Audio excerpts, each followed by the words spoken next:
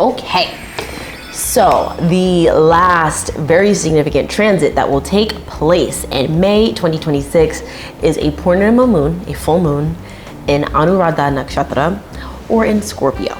Okay, so you are right to be like, oh my God. A full moon is seen as a first tier strength. It's the moon at its like a height of power. It has 100% of the sun's light shining on it. And a moon in Scorpio is what my teacher would call Nicha. A Nicha Graha, aka debilitation, is the weakest position of a Graha where it may not function properly or provide favorable results. So the moon being a Graha that represents our manas, our mind, our emotions, our intuition, our ability to, have some discernment, does not function properly in Scorpio. And for my rising Cancer girlies, your 5th house, which represents discernment, making good decisions, is Scorpio. So the moon that rules a rising Cancer chart is beautifully, cosmically, divinely ordained to be weak in the 5th bhava of Scorpio, of discernment. So this is having clouded judgment,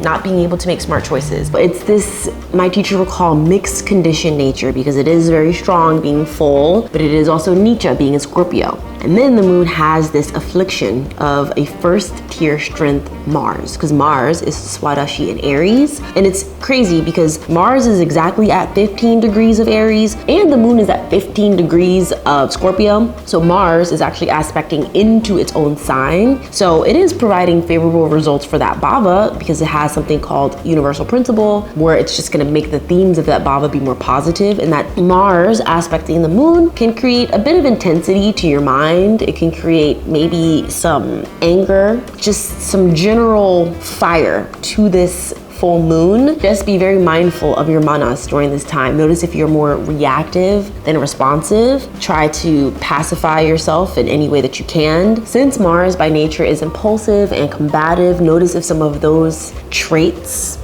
are affecting you during this time. And it's the end of the month. And full moons are about letting go, releasing. So honestly, I don't know how my teacher would feel about this, but like if you want to, go to like a rage room, like any intense feelings that you may have come up for you, let them go. This is not the time to suppress them, to toxic positivity. Oh, ahimsa. Yes, ahimsa in the sense of don't let your intense feelings overflow into someone else or harm people or harm yourself, but also don't keep them pent up for the sake of, I don't know what, honestly.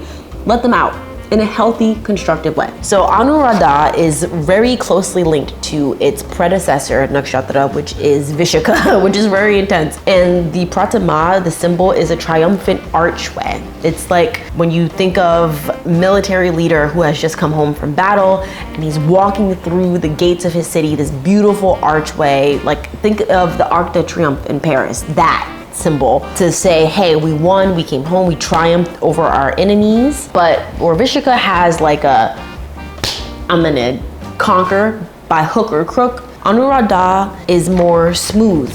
This is the head of the scorpion, not the tail, which is just stinger reactive. So the devata for Anuradha is Mitra, and this is a friend, a companion, an associate. So this is wanting to overcome obstacles, wanting to be victorious, but doing it in a harmonious way, doing it in a union with people. Mars being here, aspecting by its 8th aspect, is intense and can, cause some sharpness to that, but this is friendship that is shrouded in trust and integrity and harmony. This is having a mindset of I can get it done. Some of the words that are associated with Anuradha are to prosper, to succeed, to grow, to flourish, to be happy, to gratify, to bestow, to lead, conduct, to guide. And how beautiful that the last day of the month ends in a full moon just as it began in a full moon. And what a way to succeed, to grow. So you can use this opportunity, especially since this is the overflowing cup of lunar energy. Think of the moon just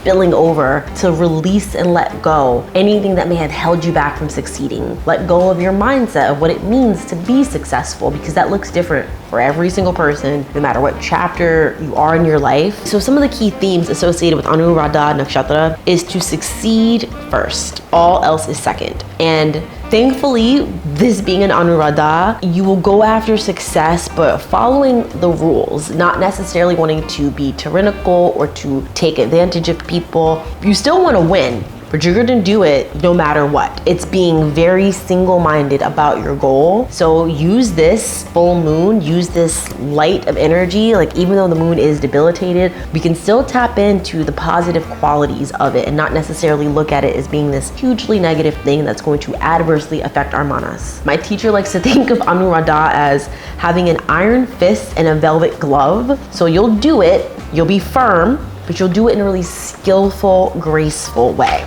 This is being really determined, really focused, and collaborating with people in order to achieve your goals. This is being a bit of a perfectionist, very ambitious. Notice if you have a mindset of the ends justify the means. Don't take advantage of people. Find a way to prevail, but not at the expense of others, not beating other people down. Also, a really interesting principle of this is, my teacher calls it lost battles and triumphant returns. So maybe this month put you through the freaking ringer and you lost your battle, but use the energy of even the intellect that comes from a full moon, the shining manas, the sharpness of Mars aspecting it. Mars is a planet of strategy and ambition and courage and logic. So how can you look at whatever defeated you, whatever you lost, whatever didn't go your way, and compost it? How can you take the lesson from that defeat, so to speak, and use it going forward into June? How can you use it to fuel yourself to do better the next time? Look at your lessons and then apply them for your next attempt. Because again, this is last person standing, triumph, winning. You're not backing down. Gracefully accepting your loss and then using it as motivation to try again and to keep going no matter what. And I think this is my favorite point of this placement, is coming to terms with your ego. Especially the moon, the manas being here. What happens when you lose? What happens when you don't get your way? When you're told no, when someone confronts you. Again, this is triumph, winning. So that usually means there might be a competitor, an obstacle. What happens when someone else gets that thing that you wanted? So this entire placement is about having integrity, honoring your commitments, honoring your words, and really working with friends, getting together. So I personally use whenever the moon is debilitated as a time to really look at my choices, my discernment, because the moon being debilitated is not being able to make good choices sometimes. Your mind is a little corrupted. I try not to bicker with people or be short-tempered, because that's just me, I know myself. So notice if you feel a little wonky, it's okay, it's quite normal, but just use it as lessons, use it as fuel. I try not to judge myself, I just take it as like, oh, this is how this is affecting me. So this is what I need to do to preserve my own mental health, check my own ego, work on these things. Like, just use it as compost. And again, this is a full moon, so letting go. What is it that you can and should let go during this Purnima moon in Anuradha Nakshatra? And thank you so much. I hope that this May serves you well. I hope that all of these transits benefit you. I hope that you learn and that you grow. You release the things that no longer serve you. You keep what you need, let go of the rest. And if you have any questions, of course, you can email me, you can book a reading. If you like this video, please leave a shield emoji in the comment section. And please, of course, share the video with a friend, like the video. Thank you so much. And I hope you have a wonderful, wonderful month of May. Bye-bye.